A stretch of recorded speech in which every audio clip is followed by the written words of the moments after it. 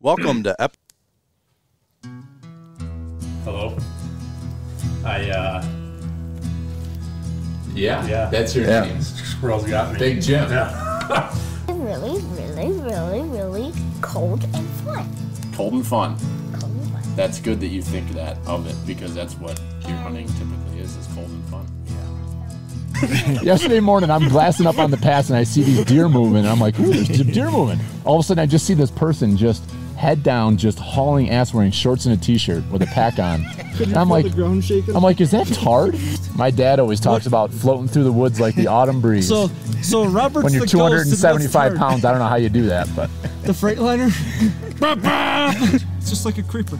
You're just kind of up in the corner watching what's going on down there. Yeah, you know, he's like, he's up there slapping, pissing all over everything. Is it warm yet?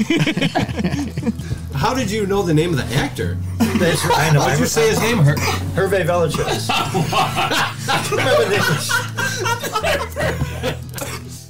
You know what pert near means. If you know what pert near means and you live in America, you're a redneck too.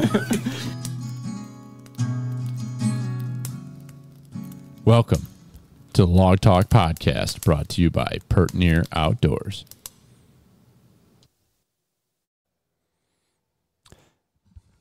It's that time of year. It's that time of year where we all need to be thinking about, do we have everything we need to hit the woods? Chances are you don't, and if you think you do, you probably could use some more. So how about you go over to thehuntworks.com and check out all the incredible products these guys are carrying. This is a great family, local store. Dan and Steve Dunnigan, a couple hardworking sumbitches. They are now carrying archery equipment, everything from bows to arrows to broadheads, quivers, you name it. So on top of all the great tree stands and box blinds that they're carrying, they're now a full-on archery dealer, and really recommend that you check these guys out for your next big purchase. Head over to thehuntworks.com to see what they've got for sale, or if you're local in the Rochester area, head on over to their store in East Rochester on Dispatch Drive and check them out. They are on social media, The Huntworks, and also online, like I said. And if you purchase anything online, you can use promo code FEEDIN'Em to get 5% off, and that's FEED, FEEDIN, INUM, 5% off. Feed 'em. episode 195 of the Pert Near Outdoors podcast, and today I have your ex-host or your previous the podcast, Billy Harvey, with me, and Billy connected with his biggest buck ever this past weekend on Saturday, and the 28th always tends to be, that time period is fantastic. We've taken a lot of deer on that, 27th, 28th, 29th, and I should be out hunting right now on Halloween because Halloween's always smoking hot. But I'm in the office, so is Billy. But so Billy, welcome to your podcast. Thanks, Dad.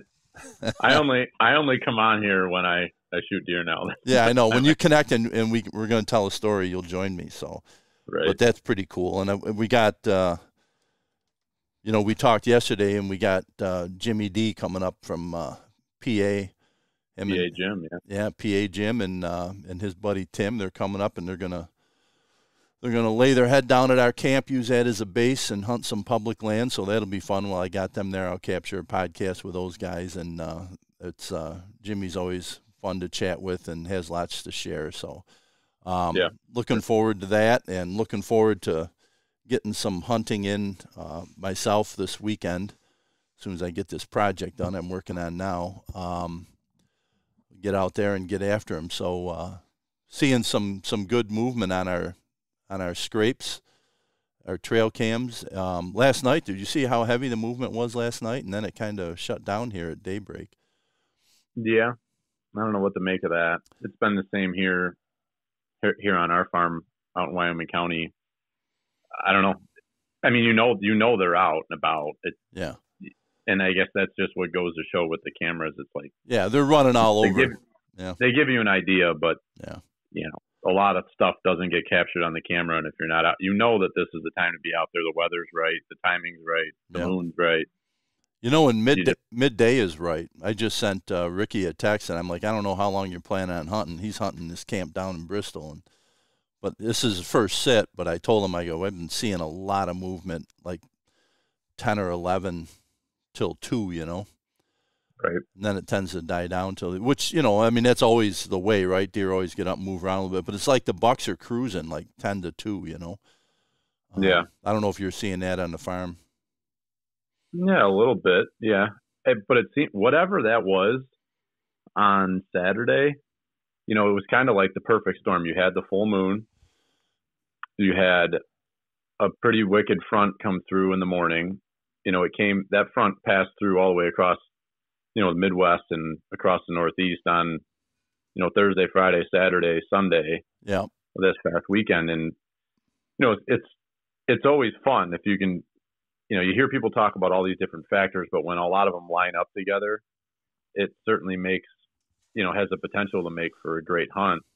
And, you know, it's just like chasing one of those, you know, you go out and you have an incredible day on the water fishing. Yeah. And then you're always trying to recreate that. And it's like, you know, you just never know if you're going to be able to have that day again. You don't know if today is the day that's going to be that incredible day in the stand where you get to witness things that you don't often get to witness. And it seemed like just all the factors lined up this past weekend with the cold front coming through, the full moon right around Halloween, which is always an outstanding time with the rut starting to kick off and the seeking phase going on. Yep.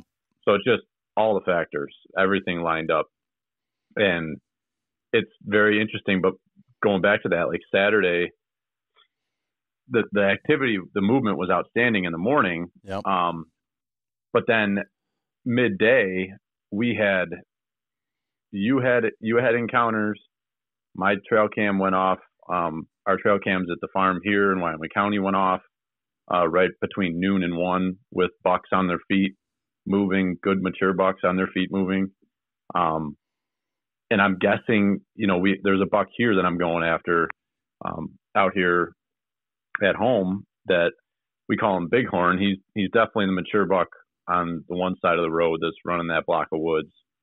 And he's been running the scrape. Like there's almost no other bucks hitting the scrape. It's only him. And he's always approaching it from the one direction, which appears is probably coming from his bed or a bed. Yeah. And he approached that scrape exactly the same direction again on Saturday at like noon. And I was starting to lose my faith a little bit on Saturday. You know, I'd seen a flurry of deer activity all morning. The movement was terrific, and then it just shut off. Yeah. At like 9:30, it just stopped, and the front had passed through. The weather, it was still pretty gusty. It was windy and nasty, but it was, you know, it wasn't raining. It was decent out. So you sit there for 2.5, 3 hours after all that activity, and nothing's happening, and you're like, well, you know, all your mind starts going, should I get down? There's all these other things to do.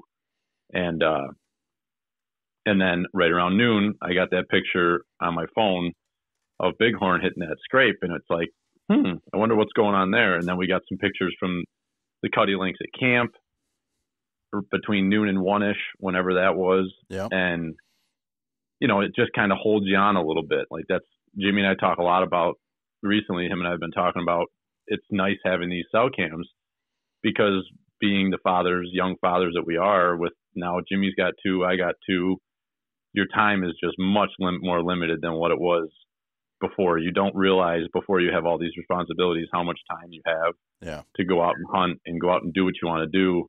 You know, Sarah jokes with me. She's like, do you remember you used to hunt like all day, every day on the weekend? And I'm like, yeah, I do remember those days. Those are far and few between now. And when you have them, you know, knock on wood, it's like you have those opportunities to go out and hunt all day. Like those are the days you got to hunker down and try to make them count.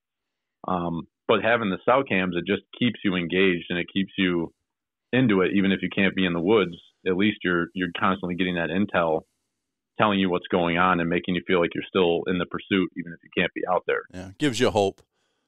It can also break your heart like it did for Jimmy on Sunday morning.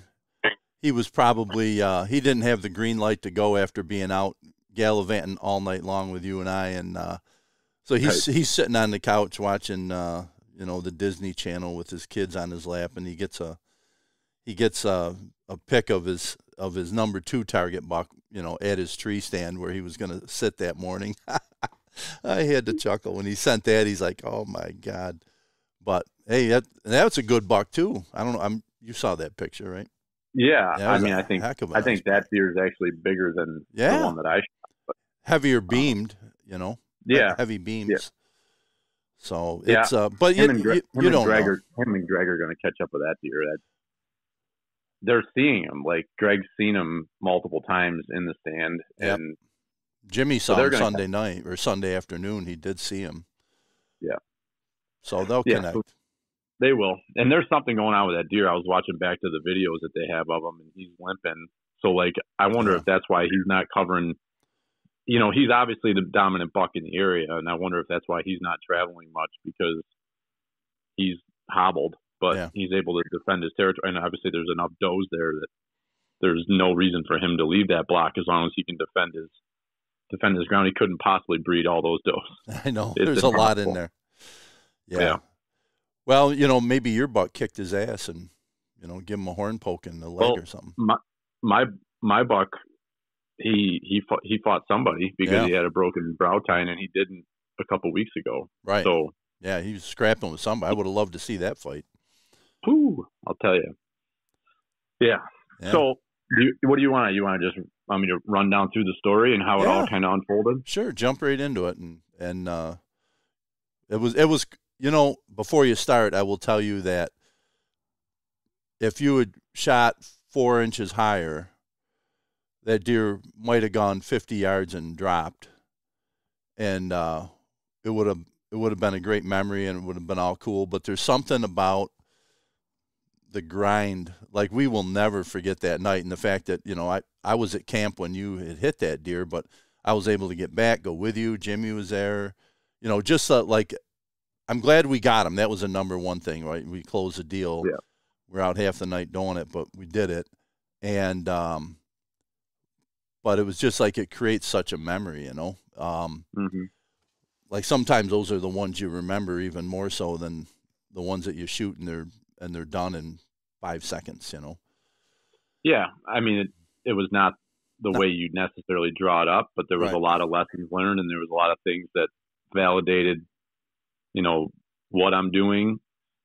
And like you said, I mean, if I was an inch higher, it could. I mean, if I was an inch lower, I didn't hit that deer. It was like the margins for error there were so small, and I've got things I need to work on that I need to get better at.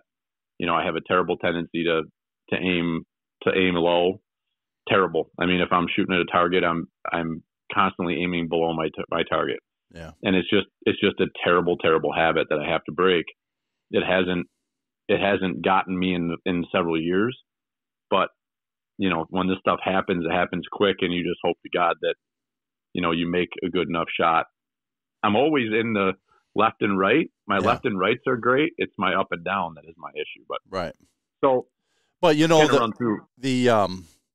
if you had been on the ground, or the elevation difference, I mean, that was a perfect placement, perfect.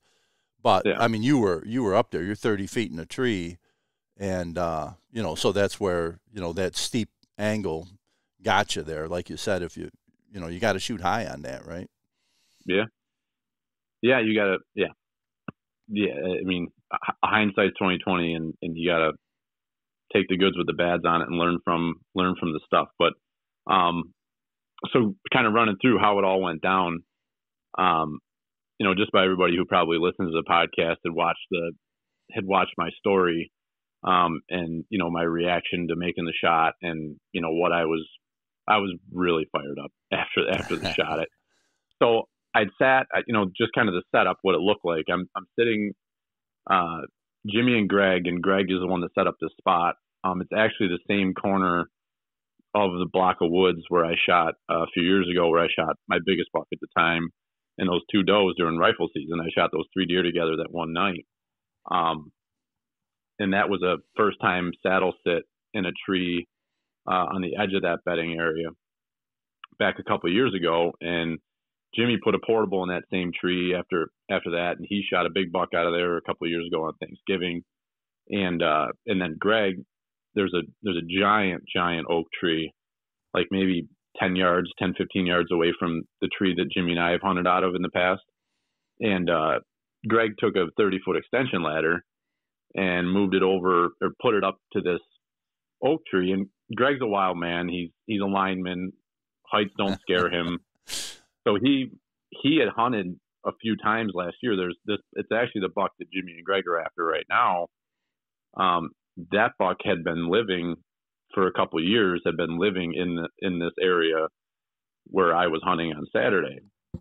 He's since moved across the road, and he seems to be taken up home we call it the big woods across the road.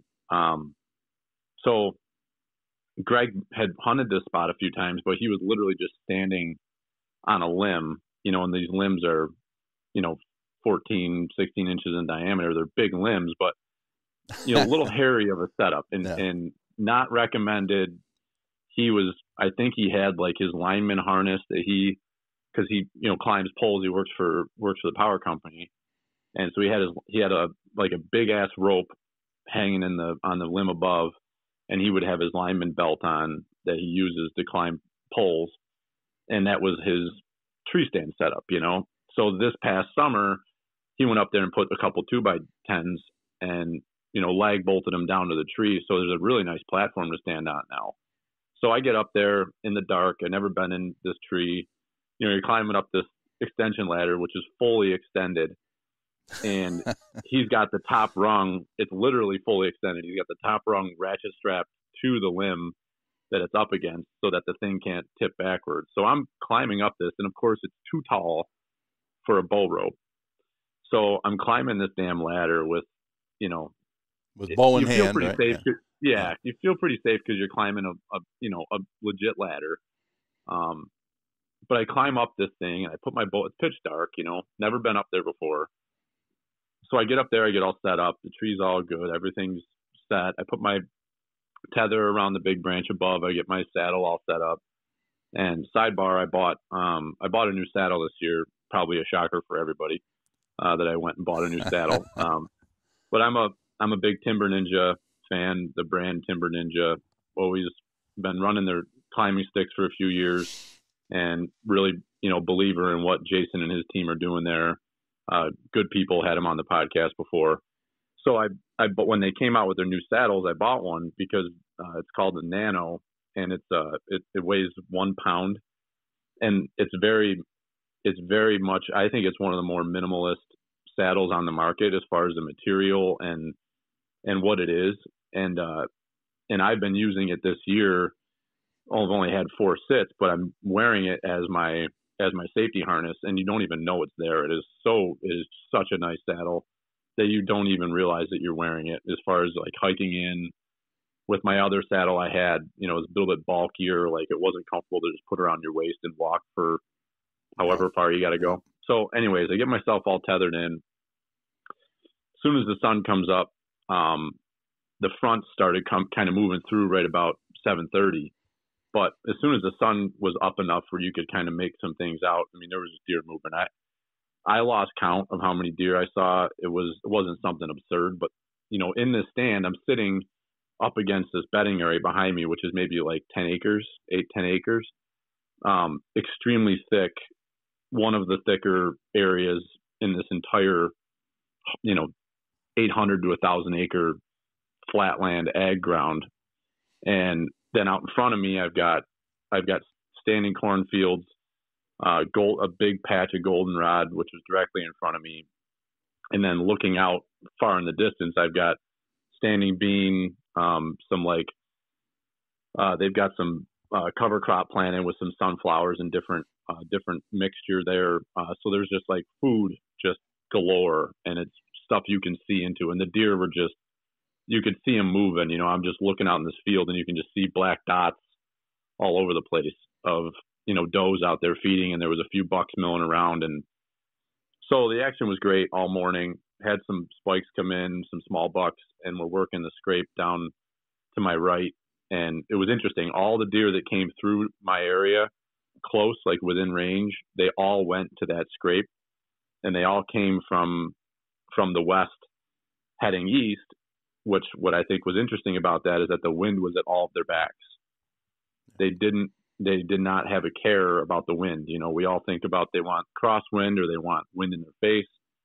Well, These deer they want to get to their bedding. That's where they're headed. They're going to bedding. Yeah. And they all went great point, and they all came. I had 4 bucks, 4 small bucks, and 3 does, and they all came through the same way with the wind at their back, and they went right into bedding, and they followed exactly the same path around the tip of the corn up against the woods and went right into the bedding area, and they all peeled off and went the same way. Very interesting to see that. You don't often get to be in the tree and watch them go to bed. And that's one of the things I do love about hunting ag land compared to big woods. And it's almost similar to hunting out west. You know, you get to see what the deer do and where they're going. Whereas when you're in the big woods, like, you know, they can be bedded anywhere, they can go anywhere. But in ag land and these open terrain features, like, you can see their movements, and it kind of helps you connect the dots about what they're doing. Sure. So all that's happening, you know, then about wraps up by like 9:30, and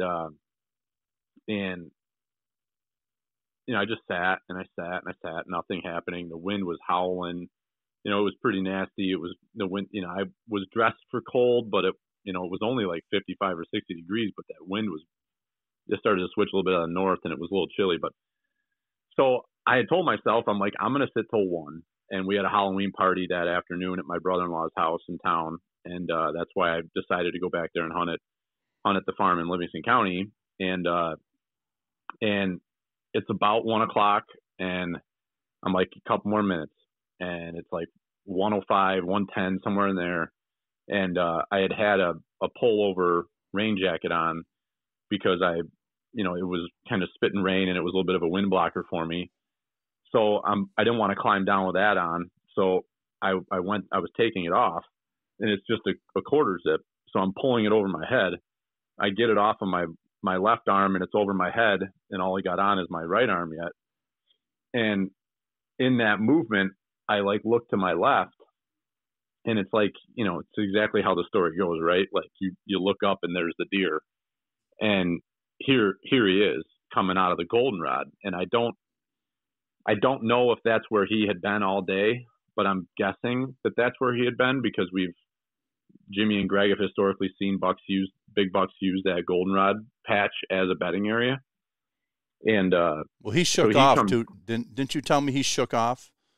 Yeah. So when I first time I saw him, his head, you know, the front half of his body was sticking out of the goldenrod out into the open field between the goldenrod and the corn. There was maybe like a 20, 30 yard patch that they didn't plant.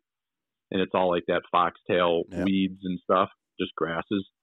And, you know, he kind of was like looking around and kind of like shaking his head out. And it seemed like he was getting up out of his bed, which if that's the case, he had been in there probably in the dark, or came in right at gray light before I could see anything. Right. Because I never saw him, and I was watching. That was the direction I was watching the whole day, because that's where everything was coming from. And when he came, so I you know, I just panic, and because I've got basically a jacket half on, so I get that jacket off, I shove it. It's just a rain jacket, like a quick pullover jacket. So I shove it in my pocket, my leg pocket, and I had already taken my quiver. I had just taken my quiver off the tree and put it back on my bow, and I don't really like shooting out of the tree with my quiver on. So I grab my quiver, I grab my bow, take my quiver off, put it back on the hook, hanging on the tree. And then at this point, I look back, and he's fully out into the open, and he's making it my way, and he's heading right towards that crabapple tree below me where the scrape is. And as soon as he gets really out in the field, like, he goes into a full trot. And, you know, I've got an adjustable sight, and I've been through this before, where the deer are moving and you don't know where exactly they're going to go. And, you know, that's where the adjustable sight's a problem, because you've got it set for a range, and you're planning on that. But so I had it set at 20 yards, and all the deer had kind of been coming across at this 20-yard line. So I was like, please, please, please, like, you know, go to that spot. And so I go full draw, because he's moving fast. Now he's like basically like jogging. He's not a full out run, but he's in a hurry to go somewhere. My guess is that he, one of two things, and it could have been a combination of them, is that I had been doing some grunt sequences throughout like maybe the last hour and a half that I was in the tree. Maybe he heard that. I don't know. The other factor, I think, is that he was moving during the daylight in the open with the wind at his back. And I'm thinking he wanted to get to that cover and not be exposed too much is what I'm guessing why he was running, because there was no reason for him to be. He wasn't spooked by anything. He was just. And normally a big buck like that, they're very slow and deliberate with their movements, you know. Right. So he's in a run, and I'm full draw. I come full draw, and he comes around this tree limb, one of the big tree limbs that I'm standing on with the planks, and now he's in my window, and so I start, just Matt, like I think I did it like 3 times, and he stopped finally, and I wasn't in my peep sight because I was watching him. So I got back in my peep and I brought my sight up and put it on his shoulder and I shot. And, the shot breaks and it's a good shot. And I watch it zip right through him. I thought I saw it hit him, but I knew it wasn't high on his body. I knew it was lower in the pocket. And I watched it zip right through him. And then he jumped like he was hit and took off running. And a lot of times, when I've shot deer with this arrow setup, a lot of times they don't even know what happened. They won't really run away. They'll take a few bounds and they'll just stand there, and then they just start bleeding profusely, and then they end up, going down. Especially the one long hits. So he takes off running, and he ran exactly the direction where all those deer went to go into the bedding area. Are you there? Yep. Sorry about that. Just had a fire call come in. Oh, it's okay. That's what that noise is. I couldn't hear anything. Oh, okay. So he goes running off into the bedding area, and I watch him run away. And, I didn't even have enough time to really get like worked up when he came in because it happened so quickly. Which might be a good thing, right? Sometimes you're better off. Certainly a good have it thing. all happen so fast, Yeah. And I don't know who I was telling, whether it was you guys or somebody I was telling the story to yesterday. I had a group of 3 does come through earlier, and they were taking a grand old time strolling through that opening. And I mean, when I see a doe, like I love shooting does, and I just lost my business watching the 3 does coming in, because I'm like, I'm going to kill one of these does. I get really excited. And so then I'm sitting there and I'm trying to like unpack what the hell just happened. So I pull my binos out and I'm looking at the ground and I spot my arrow, and I think I can see a little red on the arrow. And then I kind of start looking in the direction where the deer went on the ground. It was probably 18 to 25 yards, that span there. I could see really clear on the ground, and I can already see like red everywhere. I'm like, oh my God. I'm like, I freaking throttled him, and I knew that the shot was lower. So I knew where I hit him behind the shoulder, and it wasn't back. It was tucked up against the shoulder. So I'm thinking in my head, I'm like, could I have hit like back of heart? Did I get one long? Because I knew that the angle I was at and where I went in, I knew that it wasn't going to be a double long shot. But just the amount of blood there was immediately, I'm like, in your mind, you're like, oh my God, I rocked him. Like I had to have smoked him with that much blood that fast. Yep. Thinking it's a great situation. So I proceed to just call you first, and then Jimmy, and Jimmy didn't answer. I called him like 2 or 3 times. He didn't answer. Then I called Dallas, and I called Brian. Where was Jimmy at that time? Was he hunting the big woods? Oh, brother Jimmy? Yeah. He was in the big woods, right? Jimmy. No, he was taking family pictures. Yeah. Yeah. Oh, poor Jimmy. Poor Jimmy. I called him yesterday, sidebar, and I'm like, Jimbo, I got to tell you, I feel genuinely bad about this situation. I was like, I boogered your whole weekend and shot the buck you were after. And he's like, no, don't worry about it. He's like, you would have done the same thing for me. I was like, I don't know if I would have done that. So Sarah and the kids were coming out for this Halloween party. I see the sign of the blood on the ground just from the tree.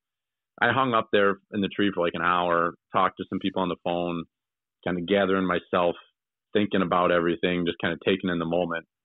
And I get down and I go over to the arrow, and I ended up leaving the arrow there. And I followed the blood for maybe 10 yards, and the blood was just, it was phenomenal. And it was dark red, not real dark red. It was red and had bubbles in it.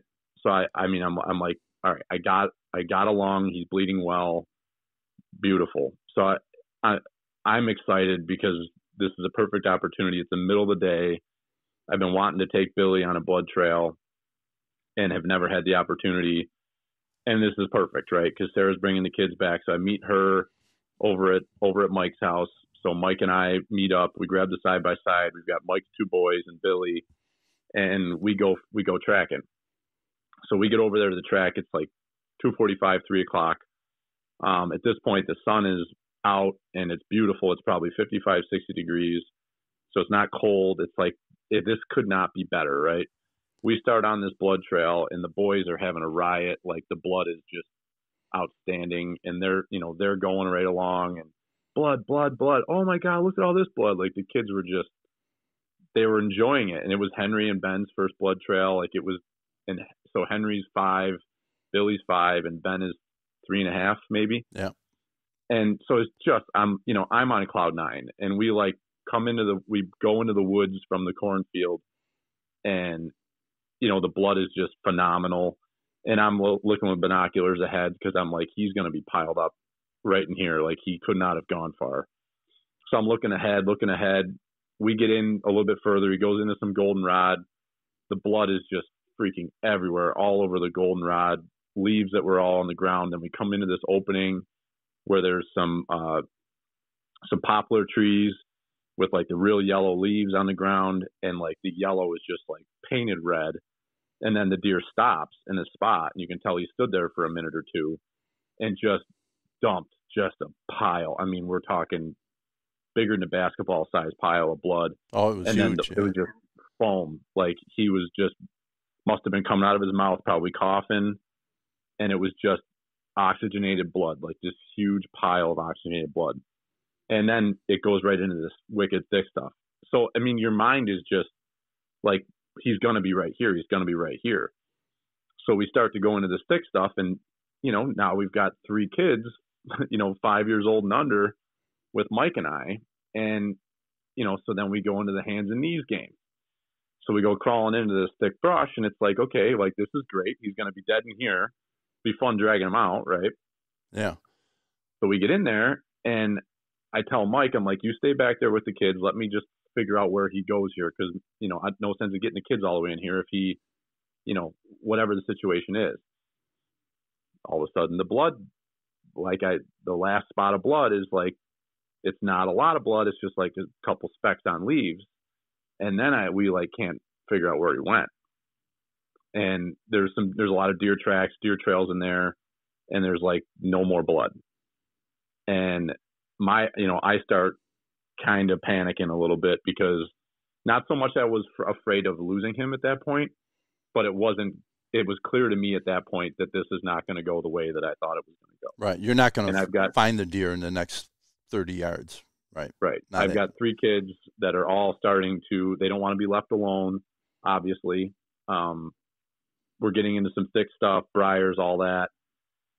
So I said to Mike, I'm like, we got to back out. And it's funny because Mike didn't, I must not have said to Mike that this is the biggest deer I've ever shot. So he was like, why are you flipping out right now? I'm like, and I wasn't really communicating proper because I was getting irritated because Billy's whining, and, and Ben Ben had fallen down in some prickers, and he was all like, he was all upset and crying. So I told Mike, I'm like, I can smell him.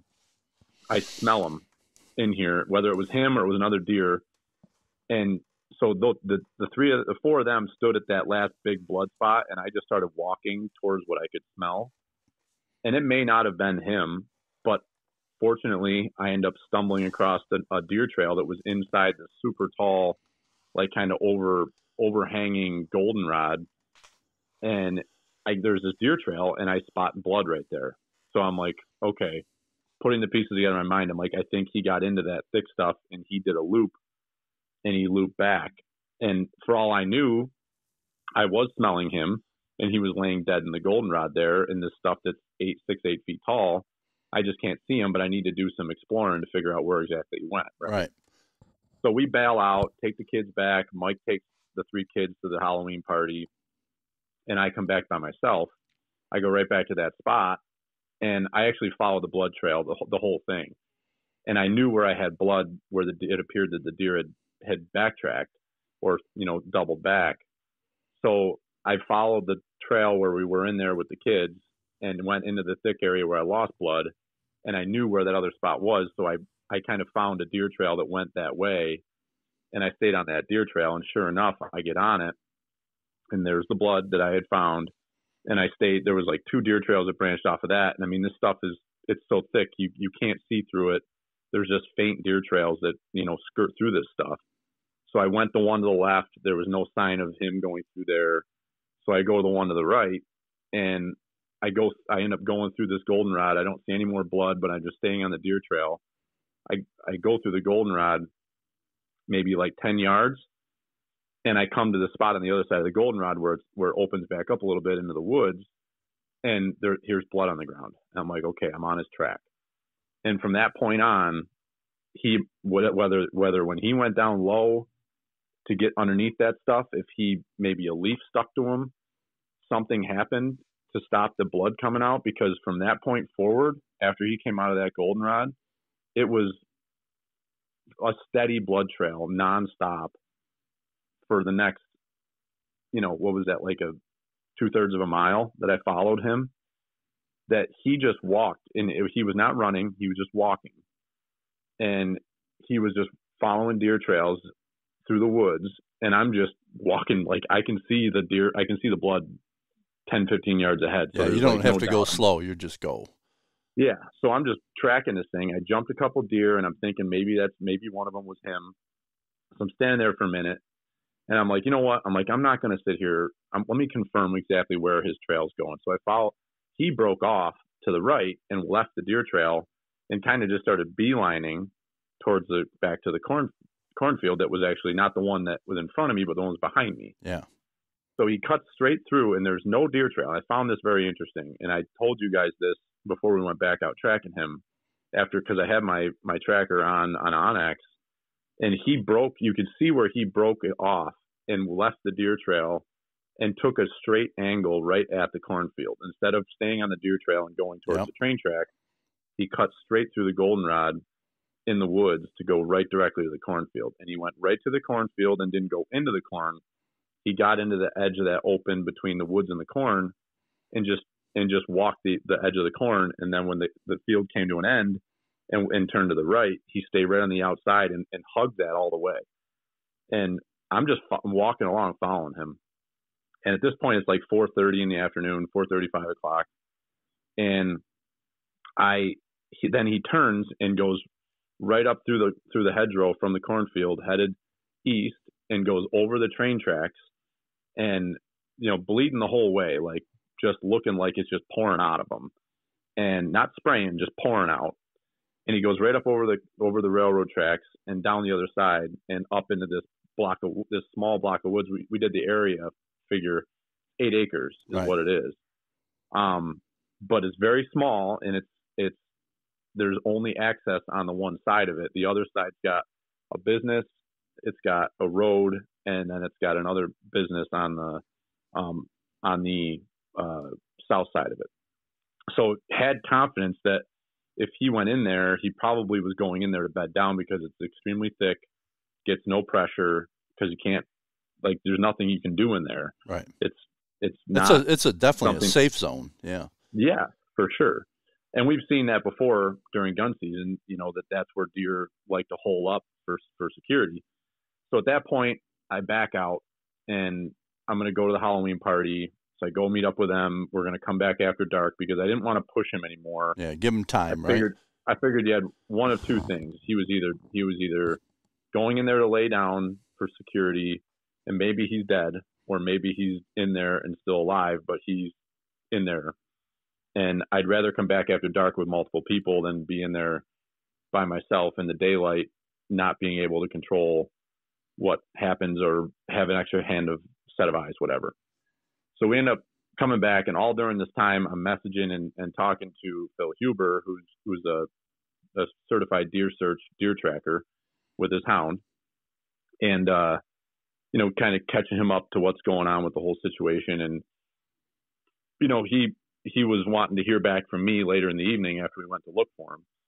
So we go in there, we meet up, we go in there at like 9:30, 10 o'clock at night, and we start in after him at the railroad tracks.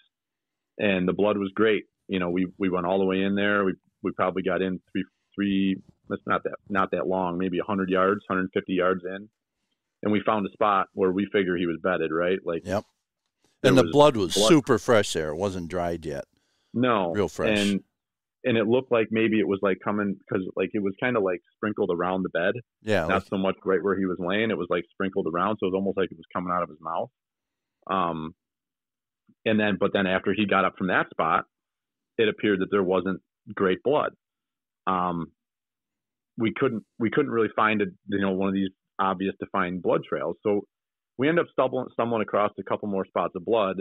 And at this point, well, there was like there was like that old lane or something. It's all overgrown, and we all kind of picked an opening that would be a possible travel route, and followed that. And had one guy, I think Mike, stayed with the bed or the blood, and so we looked and we kind of, everything led us to that little lane. I'll call it a laneway, but it was very overgrown, right. And obvious deer trail up through it, and so. But that was a tough spot. And we definitely, he got up because we, obviously we got him up. Yeah. He'd have stayed right there. Yeah. And we weren't sure where he went. And we kind of went into that track with the game plan. And I told this to Phil. I said, if I get him, we're either going to find him or we're going to jump him. And if we jump him, we're going to back out and we'll wait to have you come in with the dog. So that was the game plan, and we had decided at that point, when the blood got a little bit harder to follow and it was obvious that he was not dead yet, that we were going to, I'm messaging with Phil, and he was in the middle of doing a couple of other tracks down south of us, down in Steuben County. So we're going to head out. It's 11 o'clock. We're going to call it a night. We'll come back tomorrow. There was heavy rain coming that evening, but Phil wasn't concerned about that as long as we didn't mess up the scent from the track and we didn't, spend too much time in there. The dog should have no issue still following it. So he ended up, we ended up walking directly down that laneway you were talking about. We walked down the laneway and there's a fence on the south side, and we hit the fence and it's grass there. So we're like, we're just going to get the heck out of here and not try to track up this whole area. And we're walking down through the grass, and don't we come across wide open blood again? And it's right on the deer trail that's kind of works in this grass headed along the fence line. So we're back in the ball game. And so all of a sudden our spirits went from like bummed out to now like Greg and Mike are out in front, and they had been having fun on a Saturday evening. So they're both like basically running on the track, and it's like, come on, boys. Like, we were trying to get control of them. They're like ready to freaking, put on their track shoes and run this thing down. So we end up getting back to the railroad tracks where he crossed over the tracks again. And we stopped there and kind of collected ourselves. And, you were doing a good job of trying to get those two, Greg and Mike, calm down a little bit. And, you're like, okay, guys, why don't we let Billy follow the track, see where it goes from here. We'll just hang out at the road and we'll make a decision where we go from here. So this is when things started getting a little bit interesting, because I started across the field, and it's a cut bean field. It's maybe 100 yards wide. And I get to the drainage ditch that's in between the two fields. And I was just kind of standing there at the drainage ditch trying to figure out, whether I wanted to keep following it or if, we wanted to double back, because you guys were all back there, and I see Jimmy coming across the field. So Jimmy comes to me, and we're standing there looking, and it's a deep ditch. It goes down maybe 10 feet, back up the other side, and then off into I don't know if they must not have planted anything in there. Well, I think there was a cover crop in there. Okay, that must be what it was. Yeah. So, Jimmy crosses before Jimmy crosses, and I cross behind him. He comes up the other side, and his headlamp shines off into the field, looking up, and he sees the buck jump up. The buck was bedded probably within 100 yards of us, right on the other side of the ditch, watching back on his backtrack, and he jumps up and starts running.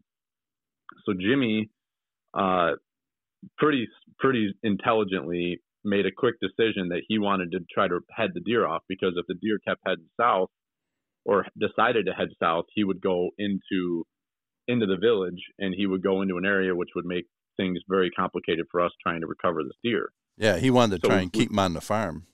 Right. So we really needed to head him off. So Jimmy just took off running, which, we were joking. We're like, we haven't seen Jimmy run in I don't know how long, but Jimmy doesn't run for much, but he'll run for a deer. Deer or beer are the two things that Jimmy will run for. So he took off running, and whether it was him or not, the deer ended up, we learned, did hook back onto the farm, which is perfect. And whether that was Jimmy's accomplishment or not, I don't know. But I think it was the way he ran out there and then hooked around, and he kept the light out in front of him to spook the deer back.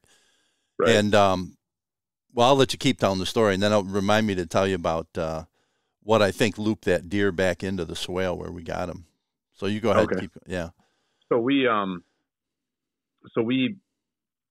of all split up, and at that point, Mike and Greg had gotten the side by side, and they had driven down to get on the south side of the property to kind of be present down there. Well, here's you may not know this, but I had Greg go straight out that farmer's road, the farm road, straight west. He went on foot, and Michael went around and got on the south side of the farm. So Greg was posted up on the north side of that block of woods and that drainage. I said, just stand out there and watch it without your light on, because if he comes running across, you'll see him. Yeah, because it was a full moon. It was bright. Yeah. So we kind of, we like to call it, got a little western there for a few minutes as we're trying to corral this deer into this small 2-acre block of woods, or get him headed back north into the heart of the farm where we've got hundreds and hundreds of acres that we could continue this pursuit if we needed to. And at that point, so we're all split up. We don't have radios. We're not communicating in any way other than calling on the phone. So it was a little bit frantic there for a minute. And so I give Phil a call. I get him on the phone, and I'm telling him what's going on, what the blood looks like, what does he think? And he's like, you know what? He's like, I will head that way. I'm about a half hour south. He's like, send me a waypoint of where you are, and I'll come to you. I'll bring the dog. And he's like, it sounds like the deer is still very much alive. And he's like, the one thing I can do that you guys can't is that I can dispatch it. If the deer is, needing to be finished, I can finish it for you. And being that he's fully certified to do all those things, I've never experienced it. I've never utilized a tracker, but there was no doubt in my mind that that was the right decision to make at that time, because that deer he was fatally wounded. I mean, the amount of blood he had lost was outstanding, but he was still very much getting away from us and was going to make it difficult for us to get. I had no doubt that if we kept going, we'd have got him to a point where he wouldn't have been able to get up, or we'd have been able to stay closer to him. But you can't finish him. You can't. No. What are you going to do? Jump on him with your hunting knife? I mean, it's no. Right. The right thing to do is to give him a little more time, because he laid down in that cover crop in that field and watched us come all the way across. He's hurting, and then the fact that Jimmy was able to get around the other side of him tells you he wasn't he was not moving well. No, that deer was hurting. Yeah. The end was near. Yes, it was. So we went back to the truck. We wrangled everybody up, went back to the truck, and had, just hung around, waited for Phil. It seemed like forever. I was at one point I was sitting there on the hood of the truck with my head in my hands. I'm just, I'm trying to handle Mike, because Mike was a little soft. He was wound up.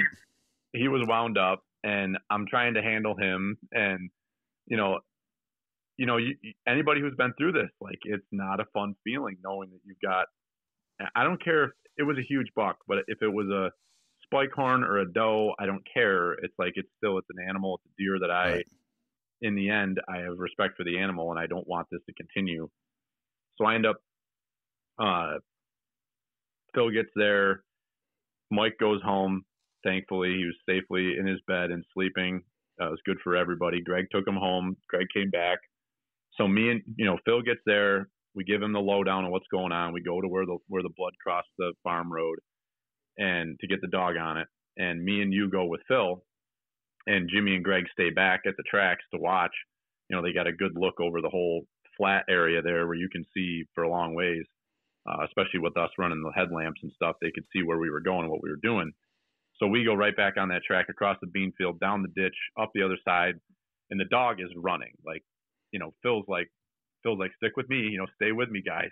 It's a big dog too. It's a big dog, and we're running across the field and cross the ditch, come up the other side, and it was very interesting because, for a minute there, I asked Phil, I go, so is the dog tracking blood or what's it? I don't think the deer went here. He goes, Phil goes, this dog is on its scent, and it tracks by the gland between its feet, and when the deer is wounded, it's releasing adrenaline, and the dog is on that scent. It has nothing to do with the blood, he said.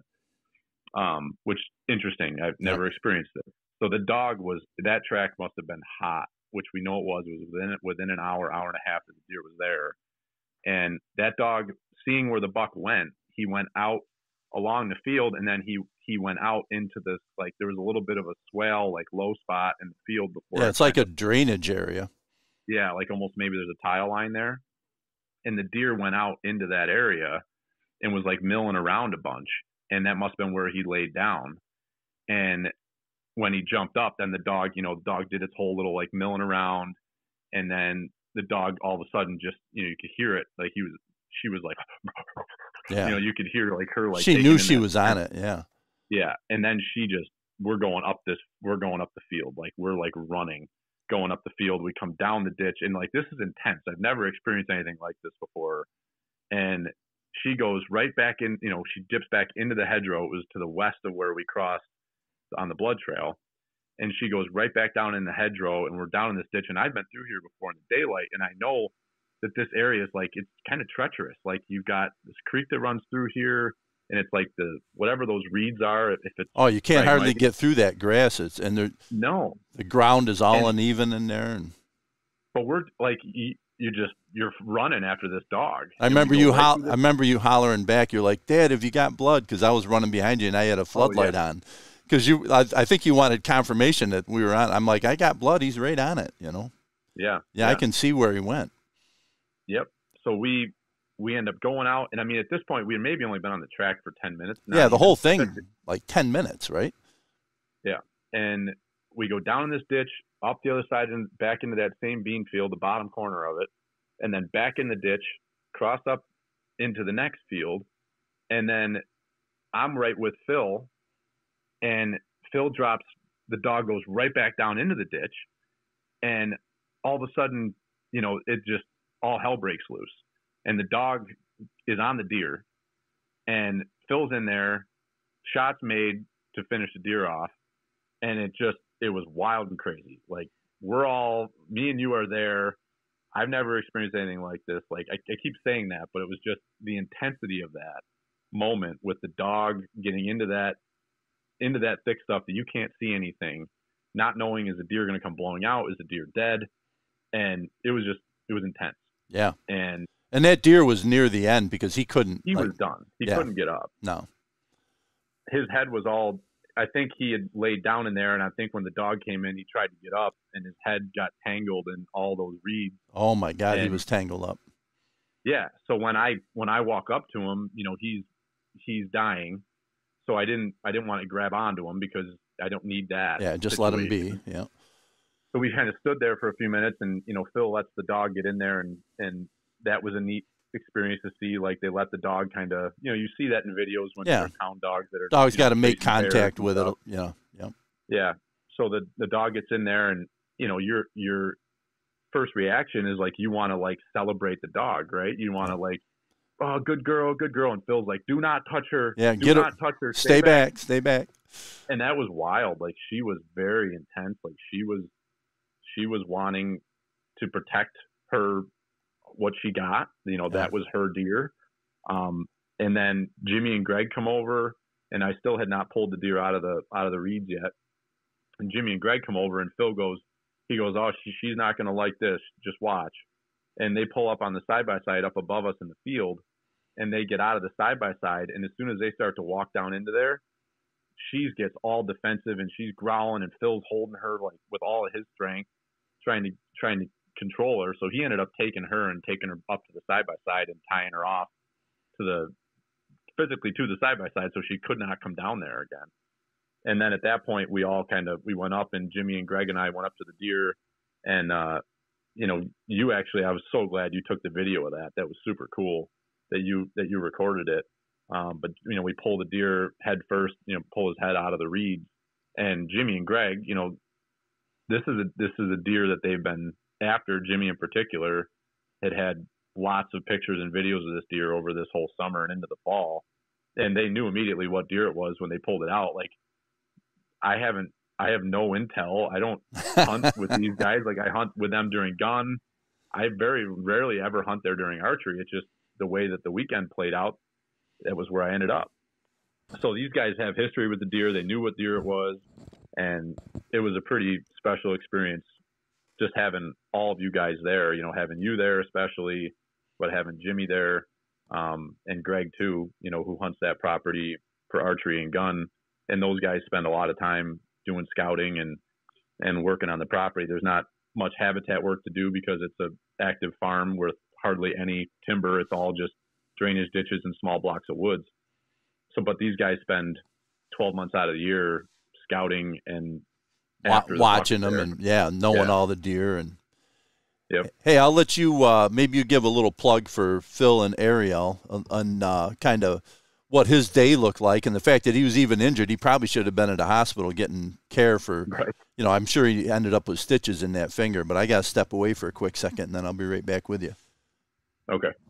We'll have to post a link to what his business name is. It's not a business. It's a volunteer service to do the deer tracking. So he's, I don't know if he's affiliated with Deer Search, but he's got his own Deer Search program, business, whatever you want to call it. But he's out of Naples, New York. Met him. We got a lot of same friends. He's a teacher at a local school down that way, and great guy. And he's done some tracking. He tracked the buck that Uncle Mike shot last year with his crossbow. He came down to camp and helped with that. He's helped our neighbors a couple times. But just on Saturday, he had been over in Cheshire, which is over Ontario County. And then he was down in Prattsburg to track a deer, and then went from Prattsburg all the way up to Avon to help me track this one. So, this guy is quite the individual, and, without him, I don't know how that whole experience would have went down. And it certainly was very valuable and very appreciated that he took the time and came out and helped us track that deer, at midnight on Saturday night after, he's a hunter himself, and he sacrifices a lot of his time to go out and help people recover their deer. So, pretty special guy. And what Dad was alluding to is that he typically guts the deer for the people that he tracks and recovers them for him. Whether that's, I don't know what his exact reasons are. I could assume that it's because sometimes you have no idea what the experience level is of the people that have shot the deer, and it might just be easier for him to gut them. And he probably also likes to see what happened, where the hit was, what was hit. So he probably likes to do a little bit of research as he's gutting the deer.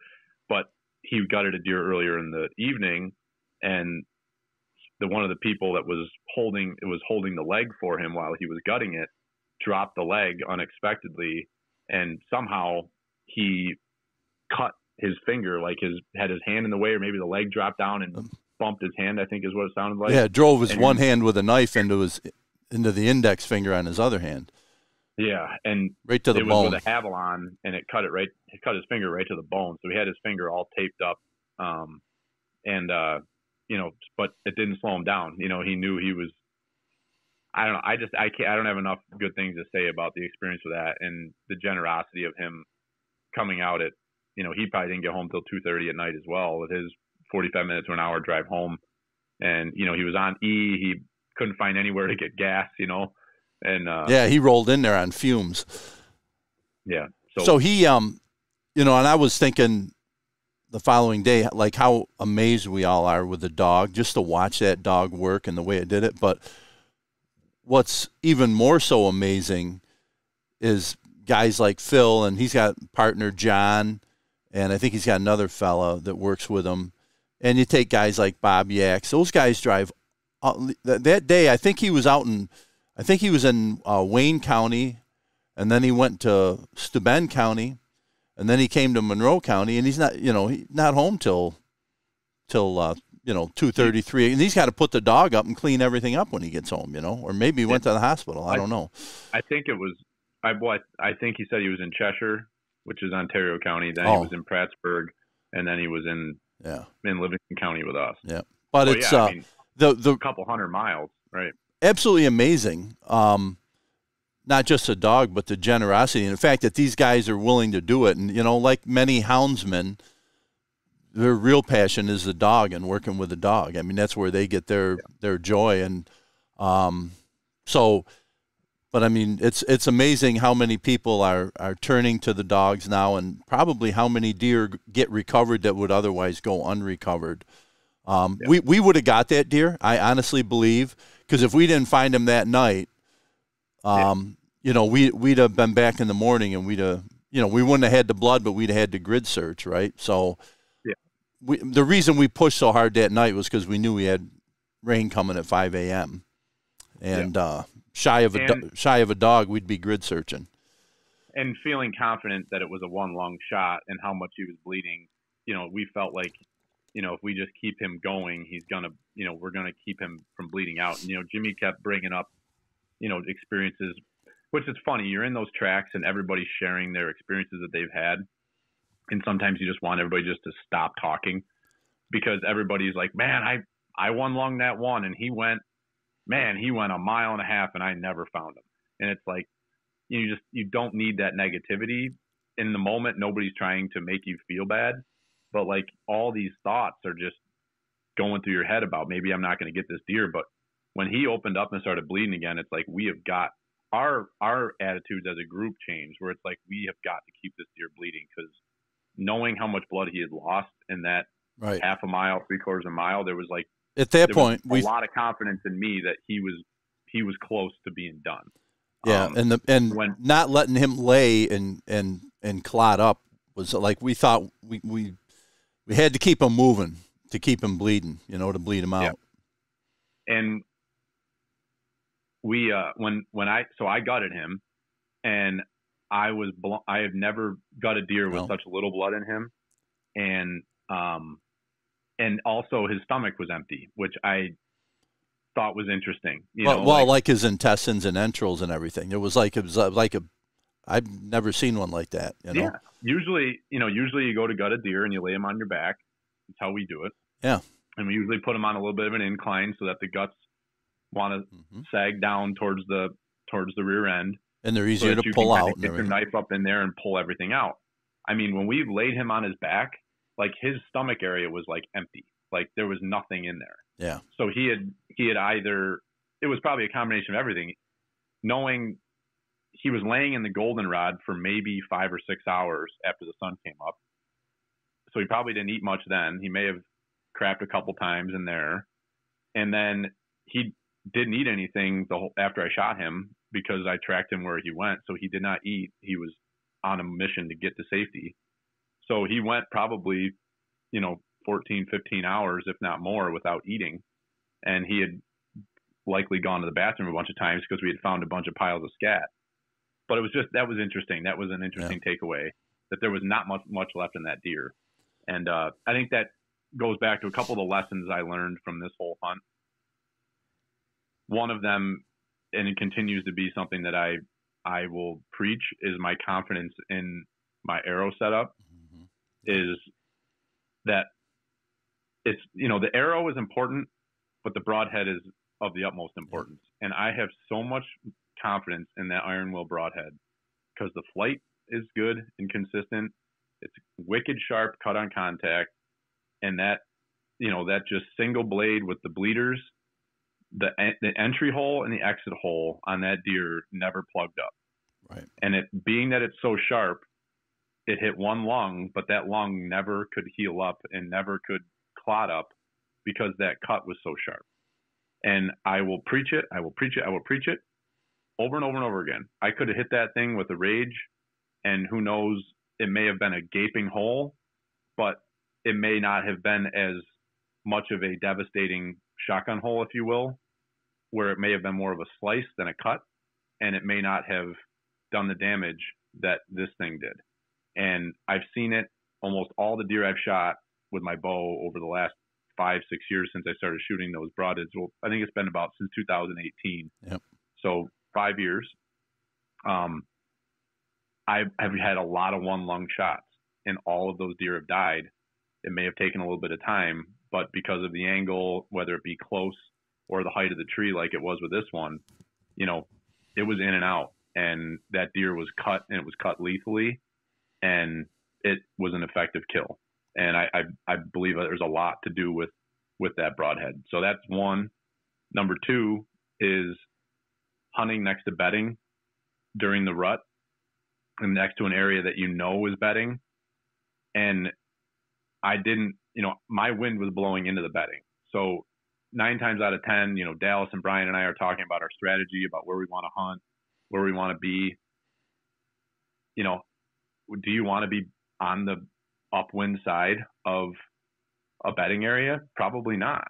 But in that situation, I was able, that stand was so high up in that tree, I don't believe I was winded at all. I never heard a deer blow. I never had a deer seem like they were uncomfortable or caught my wind of something. And there had to have been deer bedded downwind of me in that thicket all morning after they had come in there. So I think that was a takeaway is, putting yourself between that feed and transition and being up against the bedding. And if you're going to be on the upwind side of it, just make sure you're high enough. And I've been thinking about since that day, like what other spots do I have, whether it be here or at camp, where it might, that's an advantageous spot to be, but we don't have the right tree for it. Or, maybe we just need to be higher. And not that I want to hunt 30 feet in the tree all the time, but if you've got the right spot and you just don't have the great position to be in, that might be a thing to look at. I mean, I'm not opposed to hunting with a extension ladder and some 2x4s anymore, because that was an incredibly effective spot, and that spot will be good for forever. Yeah, well, where that spot's set up now. Well, it's the way the land lays there. That's you killed several deer there, and like you said, Jimmy killed one there, and Greg, obviously. I mean, those guys know it's just the way that land lays on that flat. That's something I'm not used to hunting. I remember the very first time you shot a deer out there, and we went out there to track it, and it was like, it seems like it goes for miles. I'm like, oh my God, this place is vast. But there's all these drainages through it and everything, and it's bordered on the one side by the river. It's a very unique area. And then conversely, you go across the street and you get up into the big woods, and it's a whole different ball game up there. Blocks of woods that connect and pinch points between them. So I'm more the big woods hunter. Naples area. But it, grew up on a farm, so I hunted stuff like that, some. But it's interesting, and God knows if we hadn't stayed on that deer, if we hadn't got him till the next day, I honestly believe the coyotes would have got into him, because that area is just so heavy with coyotes. Yeah, agreed. Yeah, I'm no regrets about the way the whole thing played out, and going all the way back to the beginning of the track with taking the kids with us. I don't regret it. And because Billy and I have talked about it a bunch of times since Saturday, he got the biggest kick out of tracking a really good blood trail. There was no deer at the end of it, but it was also, I don't know whether he'll remember this or not, but, I told him when he went to bed Saturday night, I go, when you wake up in the morning, there'll be a big buck hanging in the garage. And sure enough, he woke up in the morning and there was a big buck hanging. It had only been hanging in the garage for 2.5 hours, but it was in the garage. Yeah. So, it was kind of a proud dad moment to have that deer in there. And it was really cool to have him and the other boys with us on the track for a little while. And I hope that they, that gets a little bit of excitement with them about doing that stuff in the future, So Yeah, I got a picture. I have a picture out in the garage of a 10-point I shot on the farm in Lima, and I shot that deer, and then we didn't have cell phones or anything, and I shot him, and then tracked him down, and he didn't go very far. Got him field dressed and left him laying there, and then I hiked out and got in the truck and drove home and got you and Jimmy, and so you could be there and see it. And Jimmy had to be, I don't know, 3 or 4,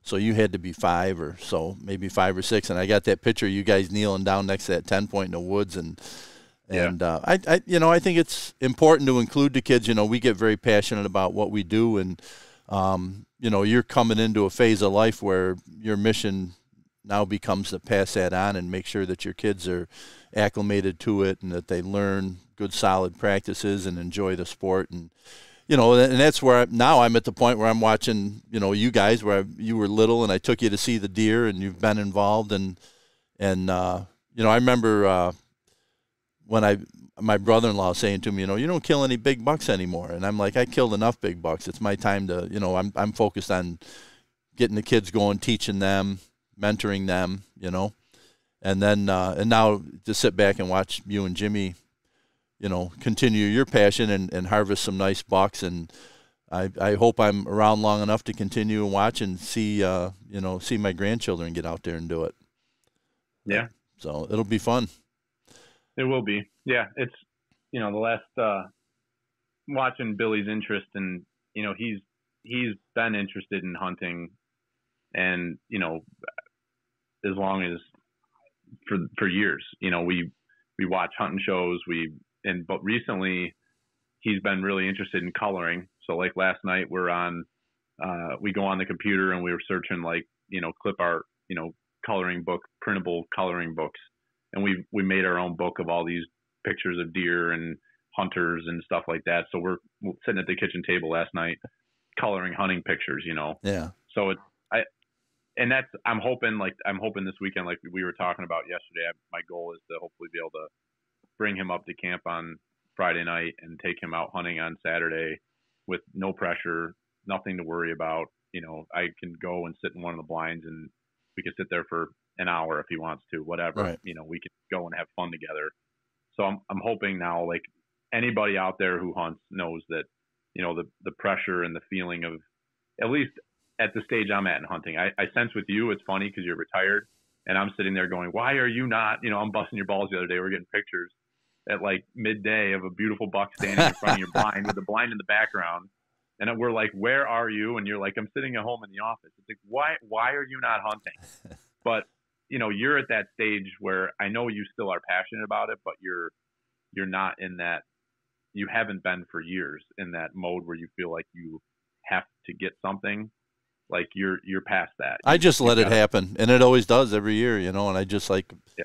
But yes, you're right, because I can remember when I was your age or probably younger, I bought that house on Bean Hill Road, and we were in the middle of remodeling it so we could move in. We lived in a mobile home park, your mom and and I remember my dad getting me aside during the rut and saying, you got to stop. He goes, you're out hunting, you ought to be working on this house. I'm like, Dad, it's a rut.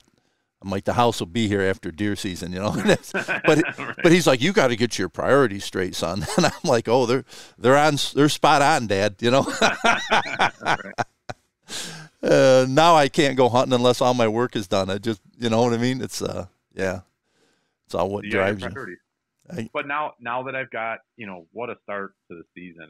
Oh my God! Well, the start was in Colorado. I mean, well, that's what I'm saying. My God! Very fortunate, right place, right time, beautiful buck out there. And then this is only my 4th sit. I've been very elated on when I'm going. I've only hunted basically one day a weekend for the first 3 weeks of the season. And this is the 4th week of the season. I went out, it was my one day I was going to hunt this weekend. And I was like, this is my shot. I got a cold front. I'm going to go and I'm going to hunt as long as I can today on Saturday. And so I think that's a lot of it is I feel like I've gotten over the last few years, I'm a firm believer that all these discussions that I've had and these people that I've met through the podcast, like they've all made me a better hunter. just listening to their ideas and how they approach things. And, you know, I think having these discussions and being cerebral about what you're doing and thinking about it before you just go do it. Like there was no doubt in my mind. Like I knew I was going to go back there Saturday. I knew what stand I was going to. I told Jimmy and Greg, this is where I'm going. That's what I'm doing.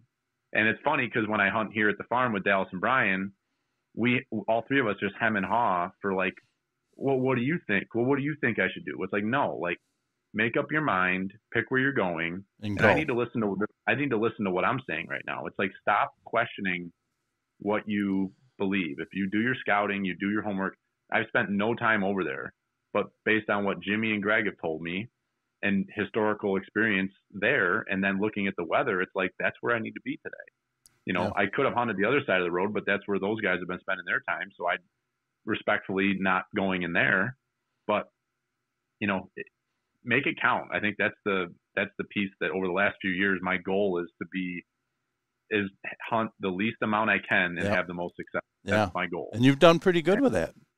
Yeah. And it feels good. Like it's hunting season's still a drag, and it's still hard on the kids and on the wife and on the house. And there's just a lot of stuff to do and work and everything else. But, you know, pick and choose your times. Don't just go because this is when I think I'm supposed to go. It's like, no, if the weather isn't right, don't bang into work. Don't, you know, go do something with the wife and kids. Like, you know, your time will come. Pick and choose it. You know, don't burn the bridge the first 2 weeks of the season. No, there's nothing wrong if you want to do that, but I don't know. I love the way that things are going. I'm happy with the results so far this year, and now it's focusing on does until we get the rifle tag back in hand. So yeah, and that won't be long. And you know, we got the you know the gun season opener. I don't know, it's the 19th or the 17th.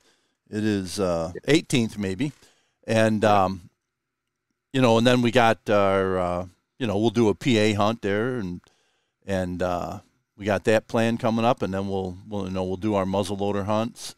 So I mean, there's a long way to go on it yet, and so it's like you said, you pace yourself and make your hunts count, and you've been very lucky and productive, and Jimmy will too. You know, he'll do the same thing. He's got to really pick and choose when he gets out there, and he's got good spots and good intel, and he'll connect. Yep. Yeah. You know, he sent us a picture of that big buck that he shot during late season. I think it was late season muzzleloader. I think he shot it with his muzzleloader. But that buck is unbelievably similar. I was going to say identical, but it's similar to yours. You look at the antler characteristics, the length of the tines, the curvature of the beams. It's like, oh my God! And that was 2 years ago 21. or 3 years ago, 21. Yeah. Yeah. So it's interesting, you know, when you have history on a property, whether it be that farm or our place, and we get the deer, and you know, the right side antler usually does this, and the left side usually does that, you know, and you can see the genes, you know, how they pass on. Pretty cool. No doubt. Yeah. Yep. So I don't know. We've been going for about an hour here, a little over an hour. Yeah, we should probably wrap it up and get back to work. And I got a meeting down in Naples with the building folks about trying to keep the barn project moving here. So nice. I got to be down there at 1:30. But Okay. I'm glad we were able to carve out a little bit of time to talk about it. It was it's a great memory and a great story. And you know, every single time we go out, there's lessons learned, right? And I remember I said to you, when we were back at the truck at like 2:00 in the morning, I go, "What's your key takeaway, Billy?" And you know, what do you think takeaways on this? And you're like, aim higher. So, you know, what I got to work on. Yeah. But there's lots of takeaways, and you know, I probably in hindsight we shouldn't have tracked with so many people. But you know, no harm came from it. But that's why I wanted to start metering it down, and I sent you off on your own there to start initially. And but yeah, there was, you know, I think you, Jimmy, and I have tracked so many deer that you know, we kind of have our, you know, everybody has their own way of doing it, if you will.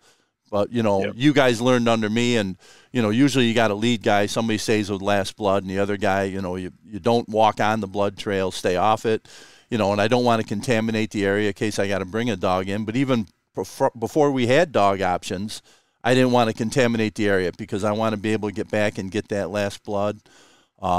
So, you know, walking off to the side of the blood trail and keeping quiet, right? Like there was a lot of talking going on when we did our track.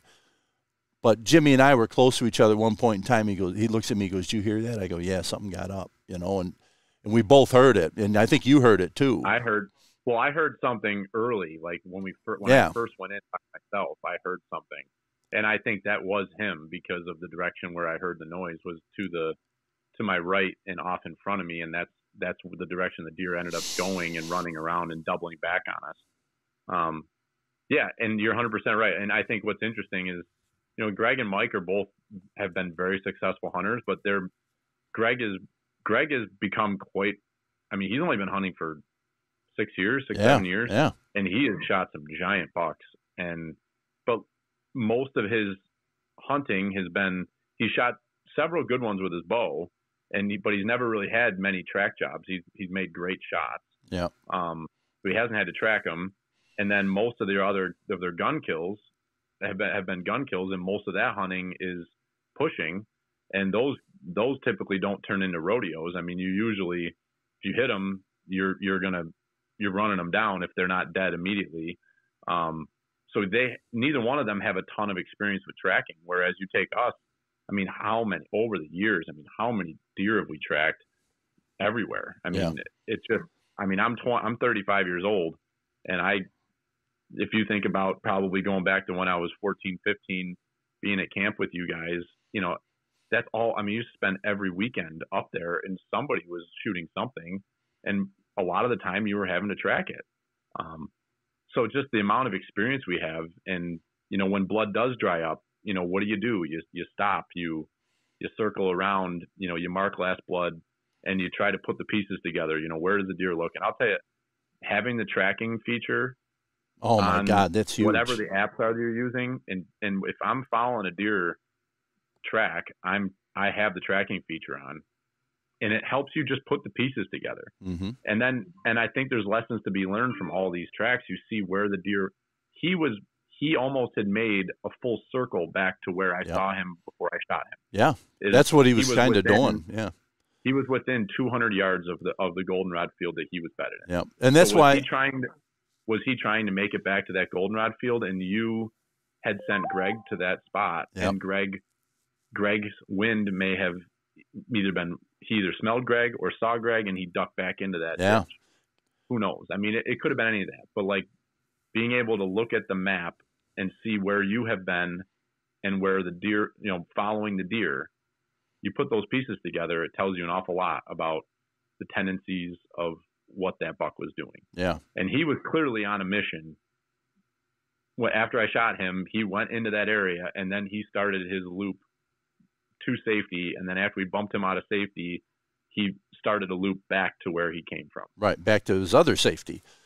So the, you know, it makes me think of that Mike shot that 6-point. I don't even know what year it was. I think Jimmy was with us on the track, so it had to be maybe 15 years ago. 2007. Oh, was it? So I was a sophomore in college, yeah. So he shot that buck. It was like in the top 10 biggest 8-points ever shot in the Northeast on record, you know. But 6 points, yes. I'm sorry, it was a 6, which made it even more unique, right? But you know, he got like one lung and liver, or nicked the lung and got liver, and we tracked it. It took us, well, not 2 full days because we got him the following morning, but you know, we lost blood numerous times, and you know, we got no blood, and he was such a big deer, so profoundly big compared to all the other deer that, like, in low land areas we could follow his tracks because there was no other track that was the same size as that. But also, you know, we completely lost him at one point in the valley, and I looked up on the North Hill, and there was I know there's a knob up there, a very profound little, I mean, it's not, you couldn't even call it a bench. It's just like some weird little flat spot that overlooks where we were. And I remember going to Jimmy. I go, "Hey, Jimmy, come here. You see that spot up there?"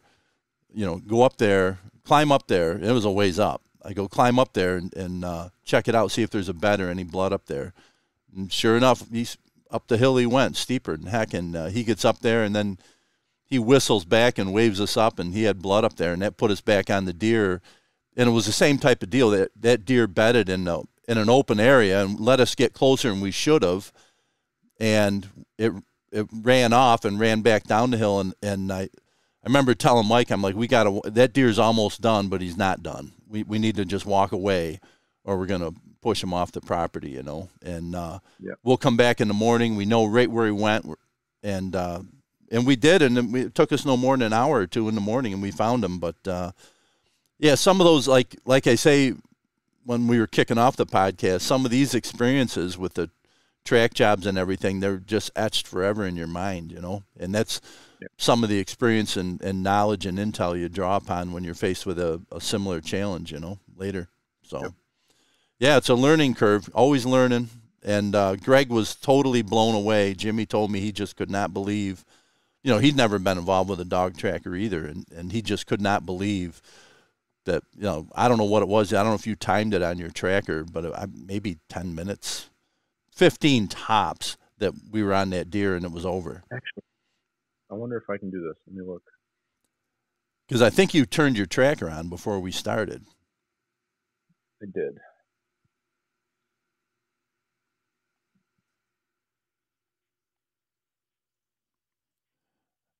Trying to bring up your app and see if it's there. I didn't turn the track on until we got back on that ditch over there. Oh, okay. Well, we were in that. We got to that. It was 5 minutes. We were over there. So it didn't take us. It took us 10 or less to get there when we took off with that dog, because we were running. It's like I remember your mother sent me a text, and she's like, "This is absolutely ridiculous. Just exactly how long do you have to keep? Do you have to keep on this? She goes, "This is ridiculous." And I sent her a picture of the buck, you and the buck in the back of the ATV, and I go, "We keep doing it until this happens." So I go, "We'll be home in an hour." But that was funny. She texted me right at that point and go, "This is ridiculous." So I just drew the line out from where the track was, from where Jimmy jumped him, and it was roughly 250 yards that deer went, and then he laid down and was basically dying. Yeah, that was it. Yeah. Well, hey, great experience. Congratulations to you, and thanks to, many thanks to Mike and Greg and Jimmy, all of us. It was a great experience, and that's what builds the bond between hunters. And then kudos to Phil Huber and for his tireless effort and pushing as hard as he does to recover these deer. So it was awesome. And I've been after Phil to do a podcast with me, and we've been texting, but he's now, I told him I couldn't ask at the worst time. You're running your butt off. He goes, "I'll fit it in." So we'll have him on soon. What you got to do is time it with him to catch up, when he drives from work to home or something, And that's what you and I, you and I should do a better job of trying to coordinate with people and even ourselves. Just, we can easily do update podcasts throughout the season here. Short little blast. Yeah. Yeah. I mean, I'm on the road at least every morning an hour and every afternoon an hour. There's no reason why we can't do some sort of a podcast while I'm driving. Yeah. I can just call in. Yeah. Well, sounds good. Well, let's wrap this one up, and hope you have a great day, and we'll see you tomorrow. Just so you know, we got the crew coming at 7, and I'll probably be starting at 5:30 or so as far as setting up and get him in here. I'll be there. So, all right. Well, have a good one. Thanks, buddy. We'll butcher Jimmy's buck. Yep. We'll be feeding them. Yeah, that's right. All right. Take care. Bye. Yep.